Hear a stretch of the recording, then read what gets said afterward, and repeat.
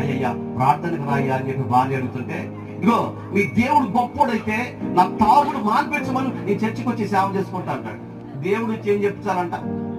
ఇతనికున్న తాగుడు మాన్పరచాలంట. దేవుడు వచ్చి ఇతనుకున్న అప్పులు కట్టాలంట. దేవుడు వచ్చి ఇతనికి ఇల్లు కట్టాలంట. అప్పుడు ఏం చేస్తాడండి? ఈ సేవ చేసుకుంటాడంట. అంత అవసరం ఏంటండి? నువ్వు తప్ప ఎవరు లేడు ప్రపంచంలో. అసలు ప్రపంచం మొత్తంలో నెత్తి మీద రూపాయి పెడితే ₹1 కూడా చెల్లుడు పోని వంశీ మీద అంటే మనమే. మన ఎవ్వడు కొనేవాడేదండి. యేసయ్య ఒక్కడు తప్ప, యేసయ్య ఒక్కరు తప్ప మనకంటూ ప్రపంచంలో ఎవరు లేరు. అది అర్థమవుతుందా నీకు? యేసయ్య ఒక్కడు మాత్రమే ఎంత మంది వచ్చినా భరిస్తాడు. యేసయ్య ఎలాంటి వాడంటే నీ కొరకు తన ప్రాణాన్ని పెట్టాడు. ఆయన తప్ప నిన్ను భరించే వాళ్ళు ఎవరు లేరు. ఈ పాపాన్ని కడగలిగే వాళ్ళు ఎవరు లేరు.